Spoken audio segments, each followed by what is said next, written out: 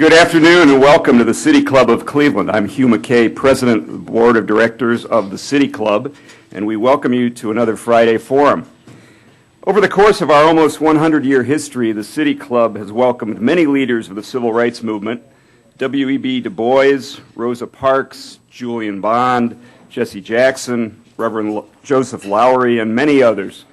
Those leaders and advocates for change fought the battles for legal equality, and great progress has been achieved over the past century in terms of legal equality. But with past legal barriers largely defeated, today the larger civil rights issues concern economic disparities. The numbers are sobering. For example, in its 2011 edition of The World's Billionaires, Forbes magazine lists only one African-American billionaire in North America. Only 6 African-American executives currently lead a Fortune 500 company, and only 5 others have ever done so. Our speaker today, Dr. George Fraser, is one of the most influential voices in America, sounding the call for African Americans to use their collective strength in collaborative ways to expand and accelerate minority economic empowerment.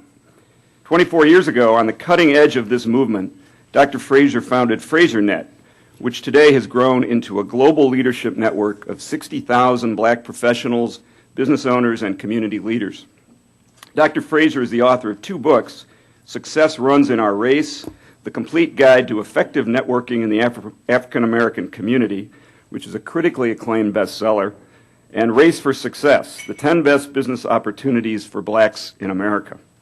Dr. Fraser's business empire includes publishing the award-winning Success Guide Worldwide, the Networking Guide to Black Resources, and the highly successful annual Power Networking Conference, which is the largest gathering of black professionals, business owners, and community leaders. He is a highly sought-after and popular speaker and commentator, including on CNN and in the Wall Street Journal. Dr. Fraser's accomplishments are great, though his beginnings were very humble. He was born in Brooklyn, New York, into a family of 11 children, and he was orphaned at the age of 3. He spent 14 years in foster homes and growing up on the streets of New York, where he could have scarcely imagined the success that he has experienced.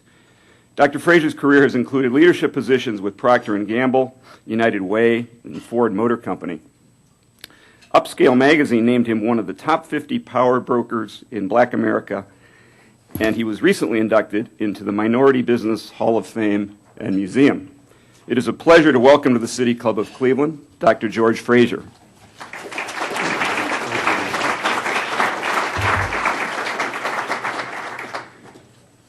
Good afternoon, and a special thanks to the City Club and to Jim Foster, my friend, for this very special opportunity and this very powerful pulpit and podium. I'm often asked as a speaker, do I get nervous before I speak? And I explain to people that the interesting thing about speaking is the greatest fear the human has is the fear of speaking. It is greater than the fear of dying. So the number 1 fear is the fear of speaking. The number 2 fear is the fear of dying. And the number 3 fear is the fear of speaking and dying in front of an audience. I will not die, I hope, in front of this audience. I stand before you this afternoon not as an academician, a theorist, a scholar, for which this forum is so well known, but as an ordinary citizen who has failed and then recovered, who has succeeded, then served, one who has changed before change was demanded of me, realizing early in life that the responsibility for change lies within me.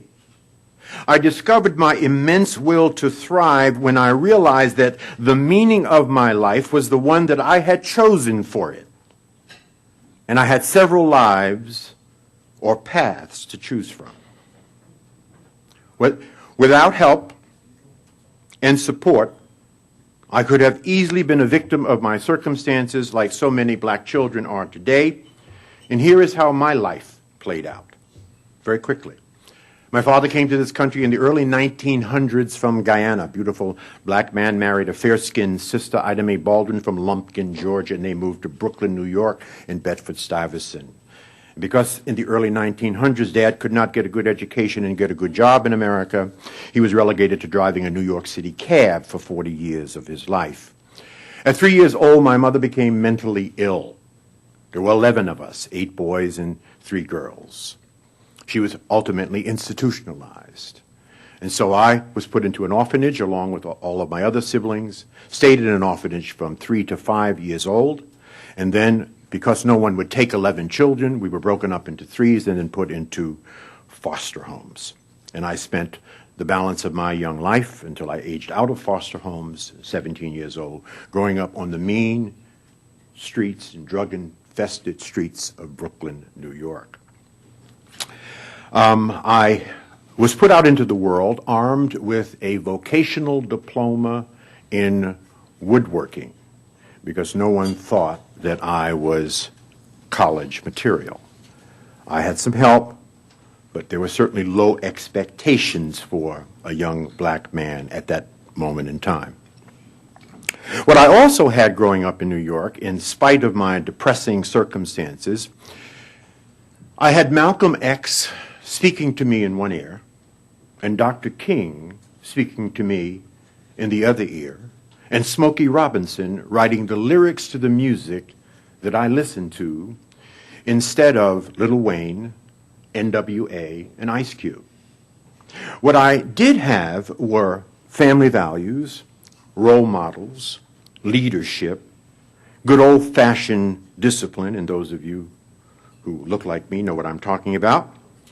I had work ethic. I had recycled clothes, cardboard in my shoes, and I understood the importance of money because I had no money. In other words, I had hope. I had a future if I chose one. I chose a future. I chose a business career. And it required the use of everything I did have and to remember everything I didn't have.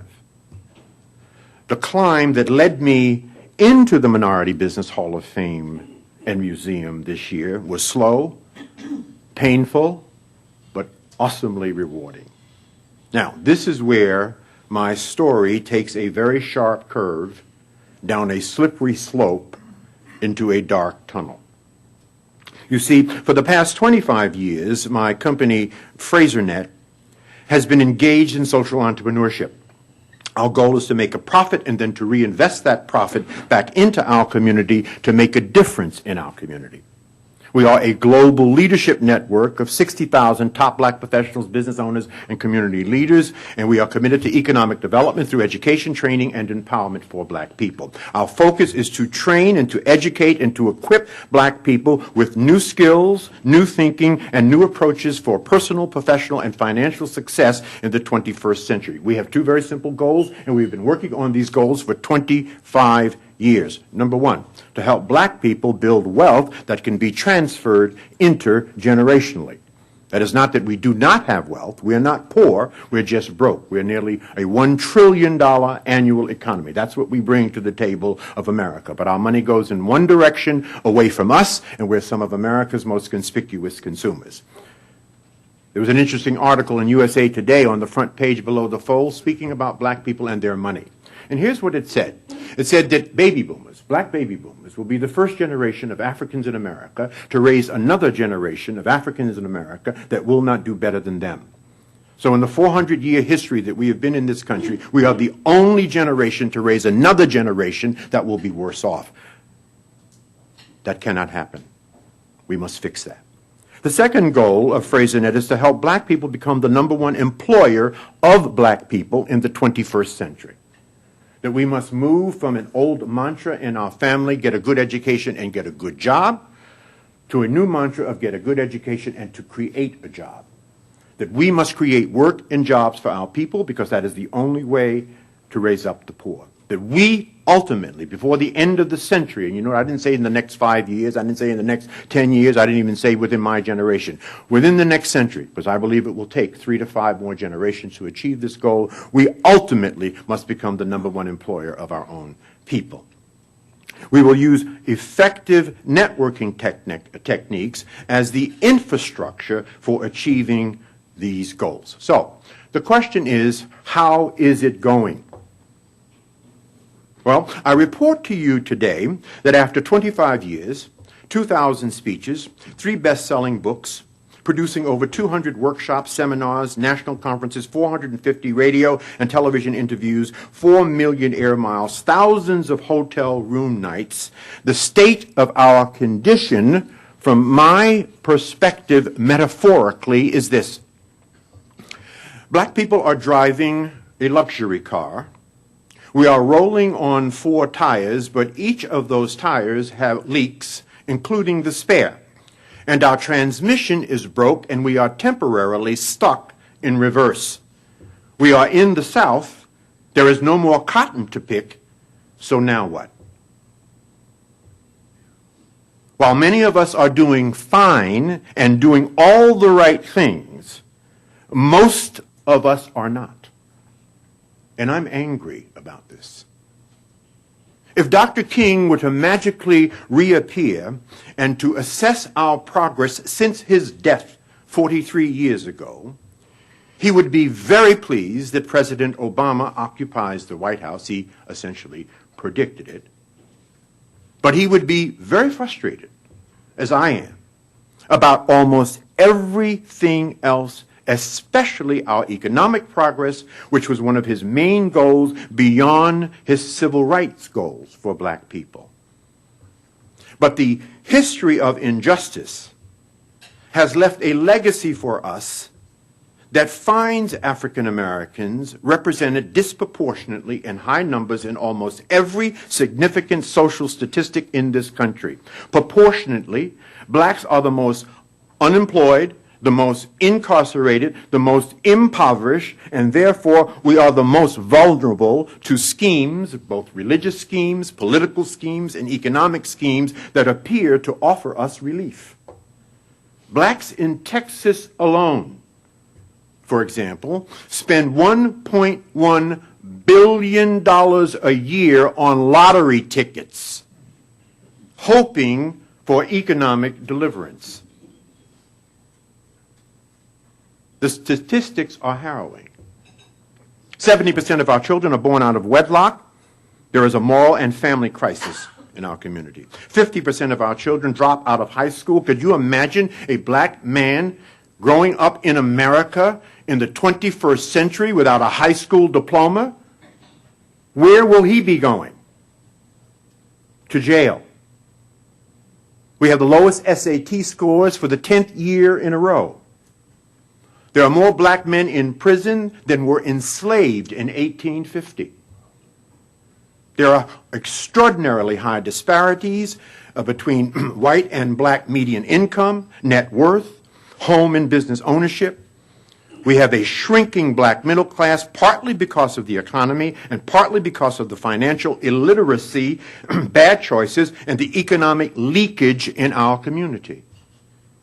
Our consumption habits are partly to blame. We are oversubscribed in debt. We are undersubscribed in credit. We have little equity and ownership in the business of America, and the business of America, in case no one has told you, is business. And it has put us on a track, quite frankly, to help us re-enslave ourselves.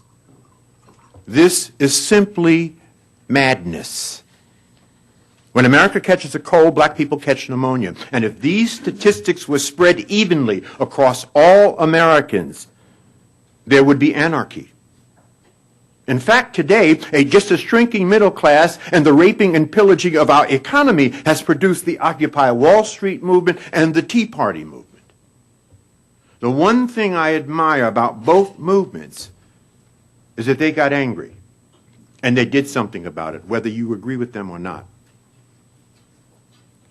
Black people are better, stronger, and more creative and resourceful than our negative statistics articulate. We overcame 350 years of slavery, gained civil rights and voting rights, and choked the death out of Jim Crow and public access because we got sick and tired and fed up of being used and tricked and bamboozled. We got angry. But we appear, from my perspective, to be okay, or at least complacent, about these devastating statistics that will lead to a weaker America and a permanent second-class citizenship for black people and brown people in America. You see, I deeply believe that everything begins with words. And through words, you raise consciousness. From consciousness, you gain passion. And from passion, there is action, and from action, there is change. What do we know about change? We know that you will never change that which you tolerate, and you will only change when you get angry. Malcolm X was angry. Dr. King was angry. Mandela was angry. Cesar Chavez was angry. Chief Joseph was angry. Gandhi was angry. Mother Teresa was angry. W.E.B. Du Bois, who spoke here, was angry. In fact, Du Bois was so angry with America, he left America, never to return. He died in Ghana. But what I am talking about, so that you do not misunderstand me, is a positive anger directed towards positive change. Yes, I am angry. I'm most angry with myself because I could have done more and must do more. And I'm doing a lot. So you know I am angry with those who can do more, who look like me, who are not doing what they can do. I have been working in the vineyards for 25 years. I've been exposed to the good, the bad, and the ugly in our community. And yes, there are plenty of good and worthy and church and organizational and kitchen table work being done, but they too struggle for funding, they struggle for participation. At the moment, the bad and the ugly has reared its head in our community, and it's now time to get angry, to change, and to chop it off. We are, or are we so busy living the dream that we have given up fighting for the dream? Or do we expect government to fix this? Does the government have a role in our lives? Of course. We pay taxes and we expect a return on our investment like everybody else in this country. But today, with the political confusion as it is in government, government will be icing on the cake. It will not be the cake. We are the cake. Black people are the cake. And the responsibility for change lies within us. How long are we going to sit around asking others to do for us that which we are not doing for ourselves? My father taught me many years ago, what you do speaks so loudly, I can't hear what you say. What are we doing? If black America is to survive, and there is no assurance, here are the 7 key things to fixing what I believe are our economic and social problems. Number 1, we must rebuild the black family. Every major problem in the black community, including poor education, massive unemployment, senseless violence, hyper-incarceration, low spirituality, low-quality housing options, high mortality rates, can be traced to the disintegration of the black family. No community or culture can exist or thrive and contribute and build economic strength without the family. There is a huge ecosystem in place to strengthen our families. There have been more books and white papers and suggestions and thoughts and ideas on how to do that. Just Google it. Our churches will have to continue to play a key role. We need basic training for couples and newlyweds. We need basic training for financial literacy. We need job creation and development strategies, and we need role models. All of this is available within the context of our community. As I travel around the country, there are endless initiatives dealing with the black family right in our own community. But it is an extraordinarily difficult thing to get the kind of participation in those programs that are necessary. I am very concerned about black women. The percentage of black women who are married declined from 62% to 31% between 1950 and 2002. 42% of black women have never married.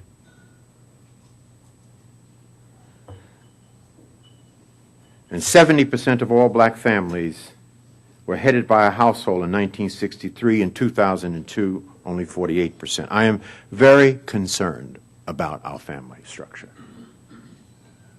It is exacerbated by the very high rates of incarceration. That is exacerbated by a less than stellar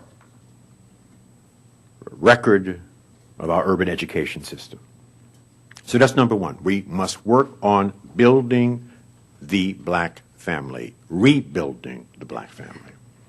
The second thing is we must provide boys in our community with strong, positive black men as mentors, role models, and particularly a connection to their fathers. And black boys, like other children, will imitate and become what they see, and it is critical that black children see strong and positive black men.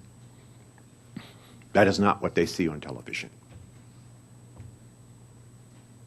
I have advocated for 20 years that every black person must take responsibility for raising at least one black child other than their own, with a special emphasis on black boys.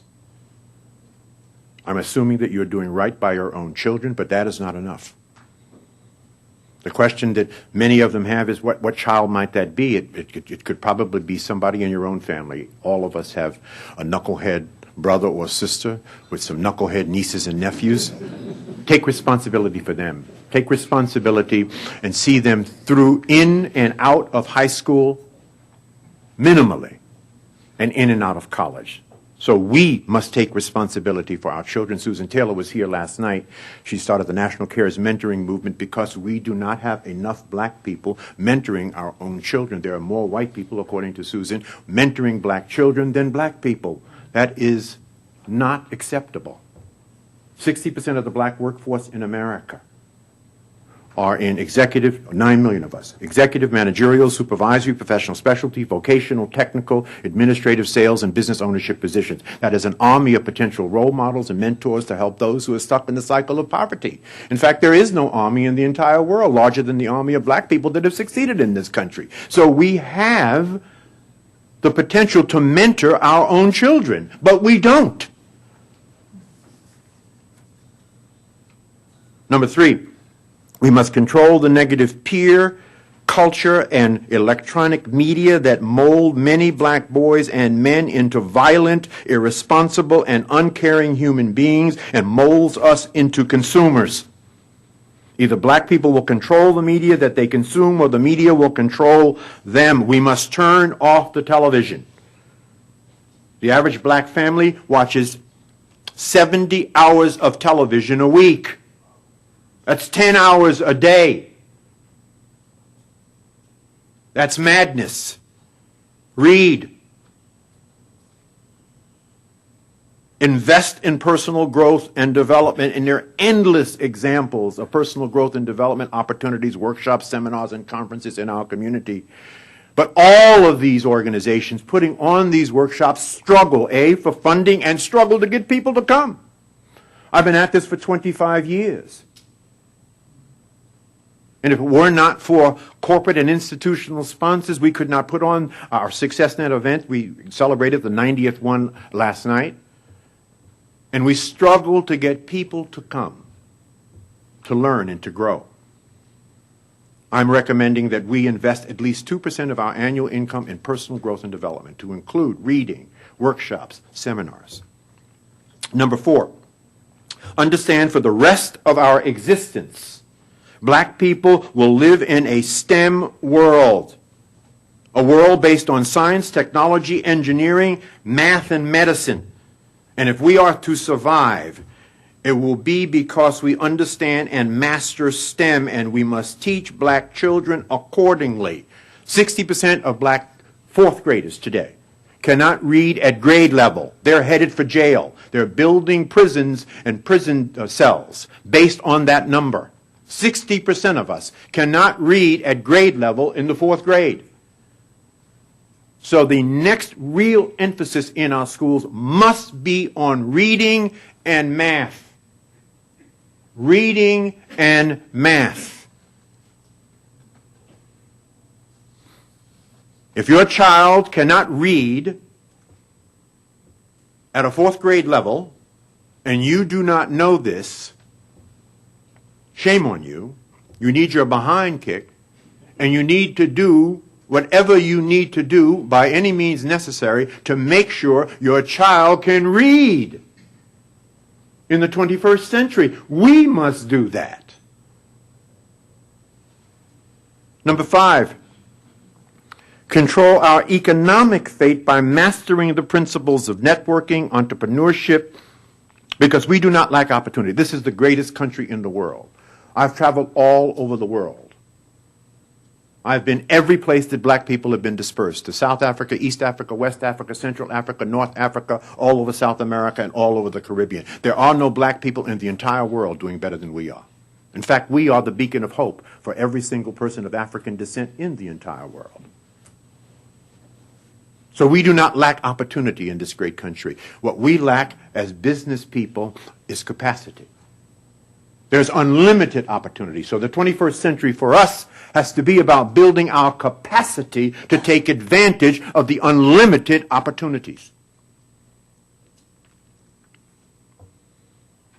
We must control business and management and understand finance and accounting and manufacturing and saving and investing and banking and tithing. We must teach these principles to our children, which means we must have a cultural change in our community. We must change the kitchen table conversation in our community. It is no longer important what Beyonce is going to wear to the BET Awards. It is no longer important what is happening on Basketball Wives. That is not what is important. What is important is what did you read today? How are your grades? Have you started a savings account? That's what is important. So we must change the kitchen conversation. We must change and live by a new mantra of living below our means and investing the rest, which means we must engage in financial literacy in our community. We are a financially illiterate people, as evidence of what we do with our $1 trillion that we bring to the table in a single year. We must recycle our dollars. Extraordinarily important. We insist that institutional and corporate America, through set-asides, affirmative action, supplier diversity, we insist that you support and utilize our businesses, and we don't even do it ourselves. We don't even support our own businesses, but we insist that you do. There's something not right about that. We must recycle our talent. This is huge. We must recycle our talent. Now, this is a deep issue. I speak in about 25 historically black colleges a year. What would happen if the best and brightest high school athletic talent went to historically black colleges instead of Penn State with a $70 million football program? And we are 59% of the Penn State football team. What would happen if all of that talent went to historically black colleges? You see, money and television and contracts follow talent. But most of our talent, our high potential athletic talent, goes someplace else other than their own colleges. And therefore, within the next 10 years, a third of historically black colleges will have to close. That is economic leakage. Imagine a black America where professional athletes and entertainers recycled their hundreds of millions of dollars annually in developing homes and businesses in their own community. Imagine a black community where our professional athletes and entertainers utilize the services of black lawyers and black sports agents and financial advisors and CPAs. We do not. Imagine a black community where our professional athletes and entertainers were tithing and building first-class educational and sports facilities on black college campuses. We do not. Imagine a black community where our professional athletes and entertainers became lifetime members of organizations like the NAACP or the Urban League or SCLC. Imagine that. And imagine thousands of black athletes and entertainers who build successful businesses, who employ thousands of people, who make a profit and make a difference, who do well while doing good. Imagine another 100 Magic Johnsons in our community, who since his fame in basketball has put himself in a position to start and to build businesses that employ thousands of his own people. Imagine that. The final thing that I think that we must focus on is not excellence, amazingness. My parents taught me when I was growing up that we were going to have to be twice as good to get half as much. They were right then and they're still right. And I'm here to say to my brothers and sisters that today being good is not good enough. Today you have to be amazing. Amazing. Barack Hussein Obama, now think of that name, Barack Hussein Obama, went up against the Clintons, an inexperienced politician. He won, not because he was good. He was amazing. 2 years ago, I went to AT&T and I bought a Motorola cell phone. It was very good. Last year, I took that cell phone, threw it in the garbage so that I could buy an iPhone because it's amazing. We are throwing very good away. And we're trading it in for amazing. We must become amazing. We have models for amazing in our community. We can do more than sing and dance, play football, baseball, and basketball. And absolutely, we are amazing on the playing field. There's no question about that. We have changed basketball. We have changed football. So we must change in other ways. That's my story. I'm sticking to it. And I'll be happy to take some questions.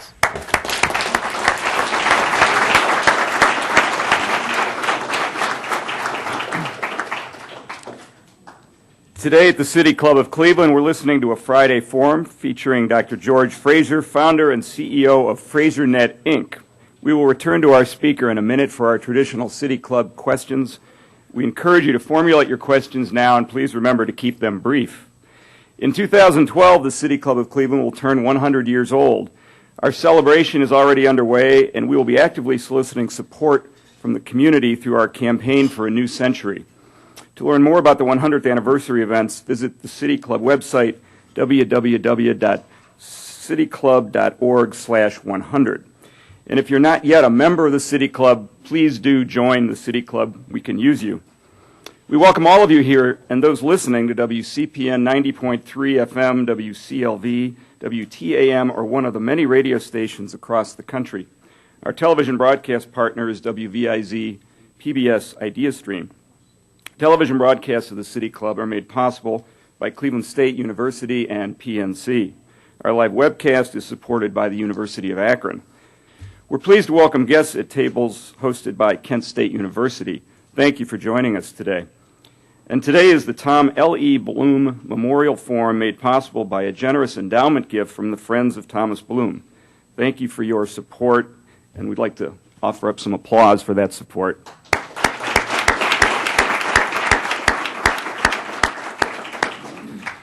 We're also pleased to welcome students who are here as part of the City Club student program. Participation of these students is made possible by a generous grant from the Charles Spar Charitable Trust. With us today are students from Cleveland School of the Arts and Shaw High School. Will students...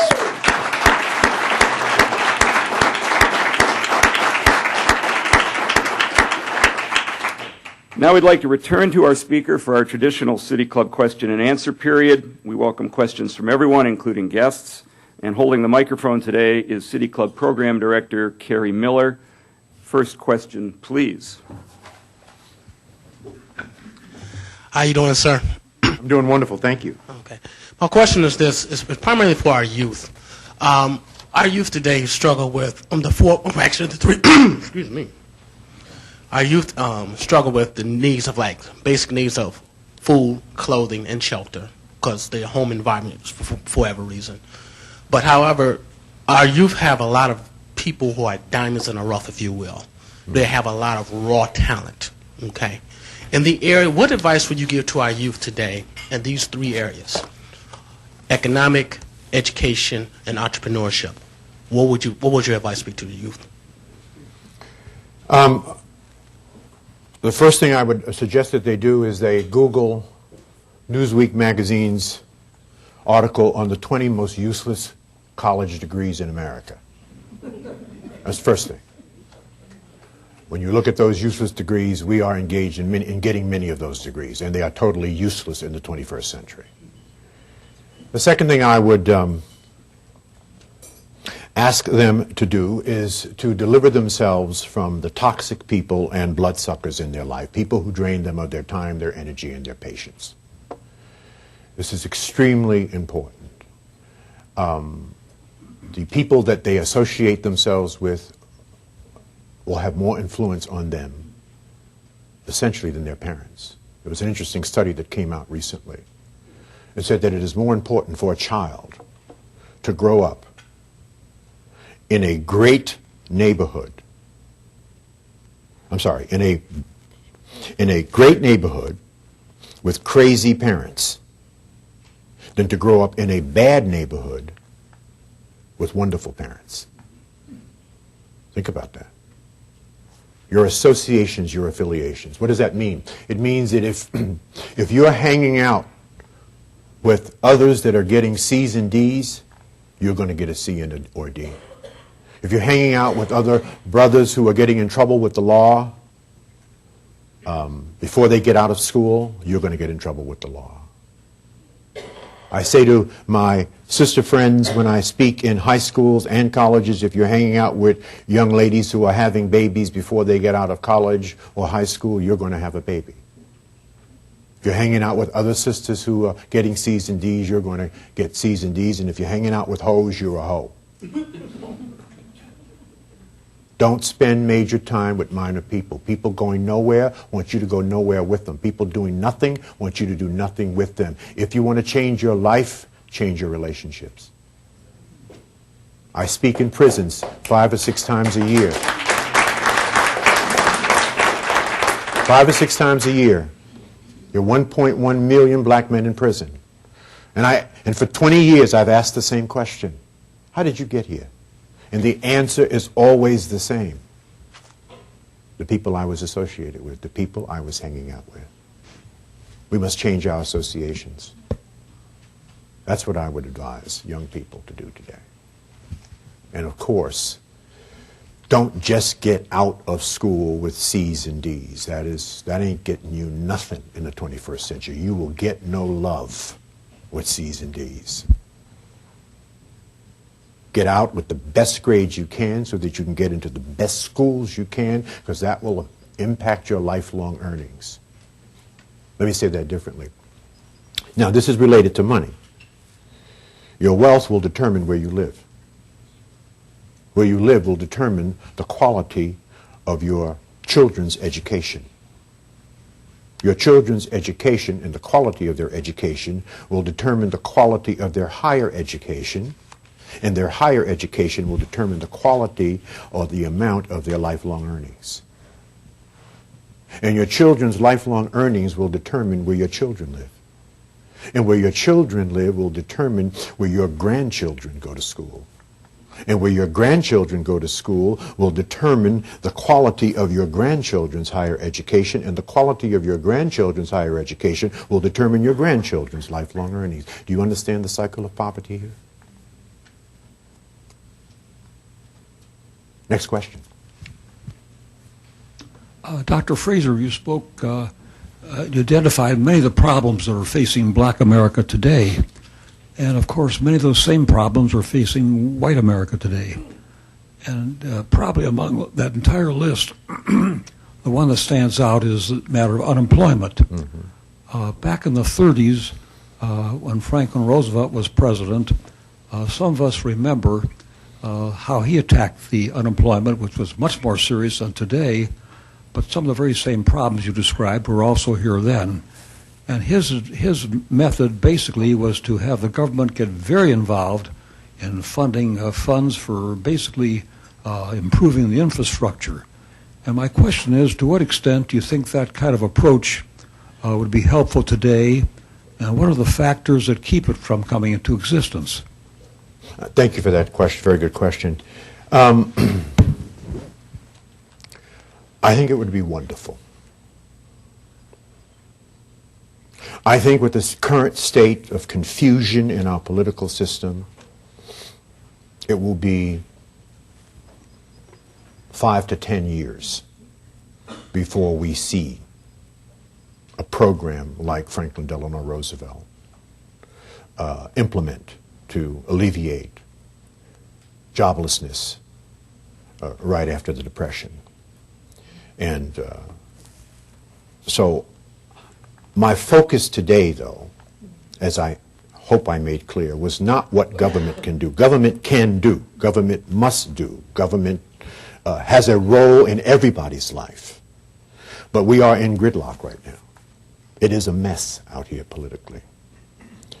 And our president, we know what the number one goal of the opposing party is, and that is to make sure that he is a one-term president. And that's all they're interested in. That's all they're focused on. So nothing is going to happen of any significance that will change the lives of black people at this moment. Therefore, what I'm focused on is what must we do? What can black people do to help themselves? And there's much that we can do. We are a resourceful and creative people, but it seems to me that it takes us about 100 years to tackle an issue once we get angry and to fix it, but we do it. It took us 200 years to free ourselves. Think about this. From 1619 to 1864, and we freed ourselves without guns or money. 1864, the Emancipation Proclamation was written. 65, it was signed, and we were free. But it took us 250 years. We did it because we were right and we were angry.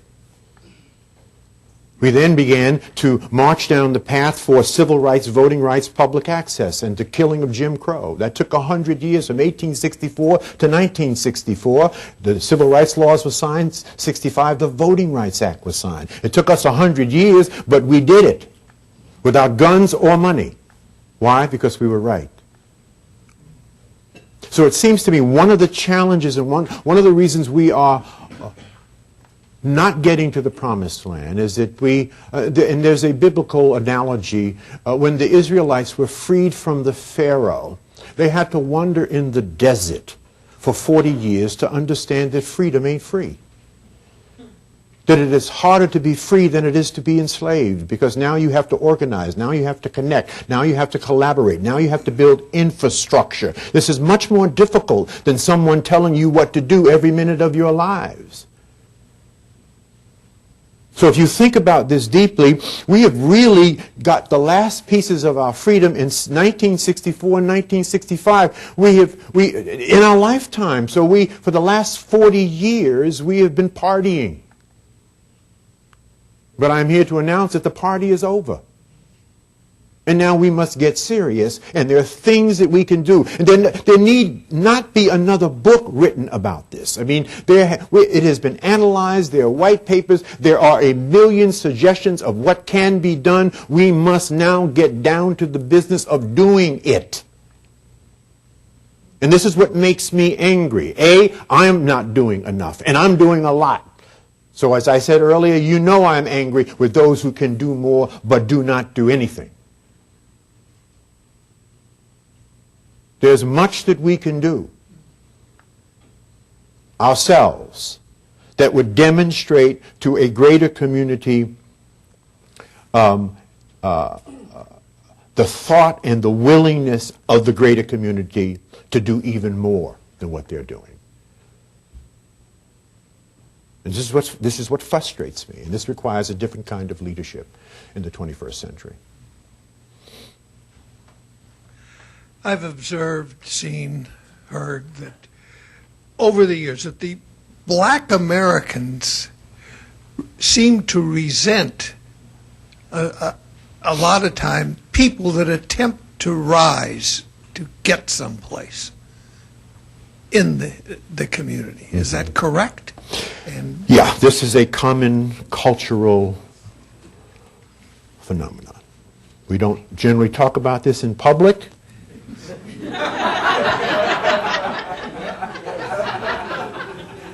But for the sake of keeping it real, you hurt me really bad on that one. Yeah, that's right. There is a kind of cultural picadillo that we have. We call it the crab in the barrel mentality. It is not with all black people. It is with too many. We need to fix that. That's one of the deep-seated psychological things that we need to fix, which says something to me a little bit different. I believe that black people need a narrow or a narrower cultural vision. Let me say that again. We need a narrow cultural or a narrower cultural vision. In other words, what we must focus on in the 21st century as black people is on making black people the best that they can be. Not focus on making America the best that it can be. But our cultural vision must be, and our time, treasure, and talent must be purely focused on improving us. Now, what happens when we improve black people? What happens when we are really competitive? We improve America. You see, the strengthening of black people strengthens America because no one wants to be a weak link in this multicultural chain called America. So we need a call to arms, if you will, of all black people of means and resources to narrow focus their energy around doing everything they can with their time, treasure, and talent. Forget about the crab in the barrel mentality and negative self-image and self-hatred that we have to deal with in our community. Push that aside and focus our time, energy, time, talent, and treasure on fixing the things that we can fix ourselves. And then for all others that have compassion and empathy and want to contribute and do what they can in ways that they can, we're not chasing anyone away. We encourage you to do that. But most importantly, let me say that differently. Wherever black people are going in the 21st century, it will be because black people will take them there. That's the fundamental truth. Wherever Jewish people are going in the 21st century, it will be because Jewish people will take Jewish people there. Asians will take Asians there. East Indians will take East Indians there. They're not thinking about us.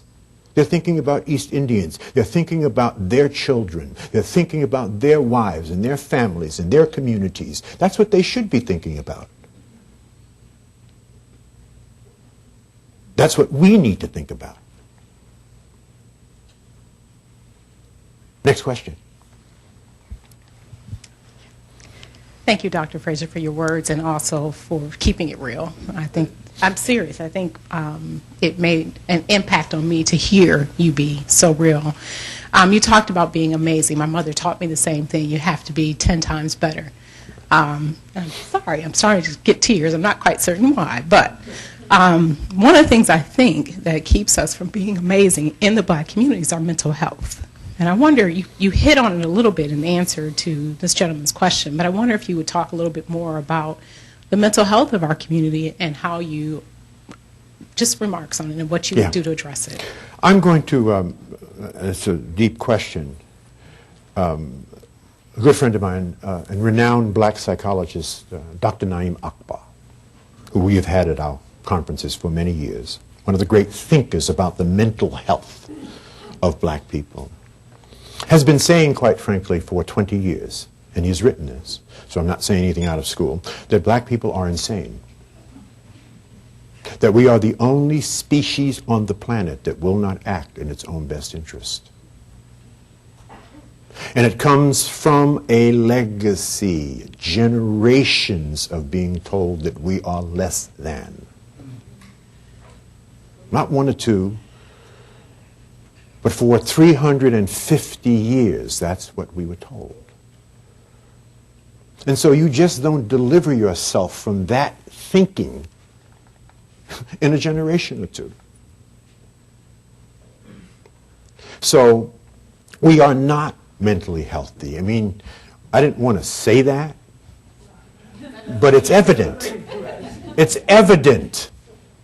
Look at the statistics.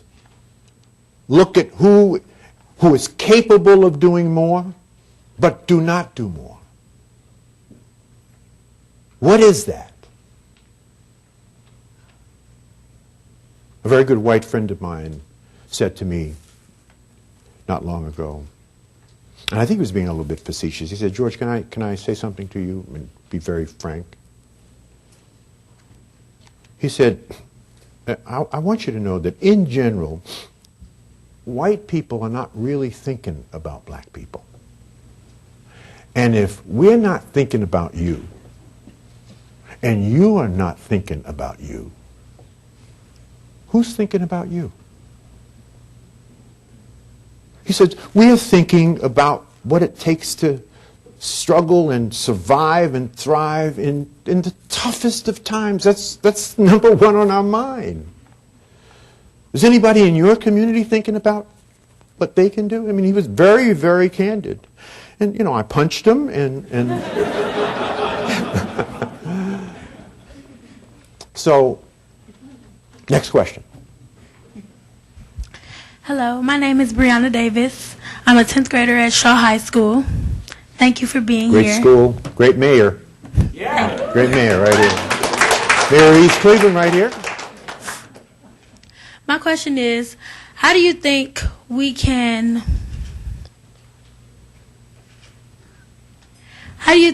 make reading a priority in black students today? Real simple. Go home today and count the number of CDs and DVDs in your house as compared to your books, and then change that number. Turn off the television. Turn off this crap, most of it, called hip-hop music. Not all of it. There's some of it that is profound and very good, but much of it has ruined a generation or contributed to ruining a generation or two of our children. It's not complicated.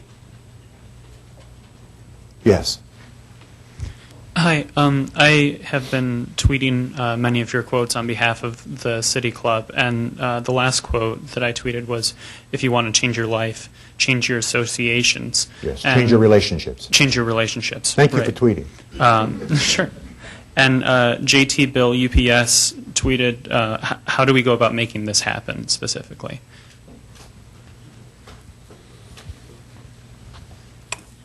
We choose the people we associate with. This is a conscious choice. There may be many psychological reasons why we choose who we choose to associate with, but we make that choice.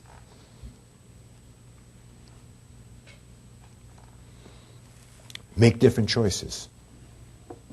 Evaluate and assess the people around you. Do they want what you want? Do they want to go where you want to go? Are they a positive influence? If you're in school, and I said it earlier, this is, again, we cannot make this complicated. Are they getting C's and D's and you really desire to get A's? I hope that you do. Well, that if they're getting C's and D's, you have to deliver yourself from them. We must control our choices. I am where I am today simply because of the choices I made. Conscious choices, both good, bad, and ugly, and then conscious choices to deliver myself from people that would not facilitate where I was going, or I could facilitate where they were going. Okay, thank you.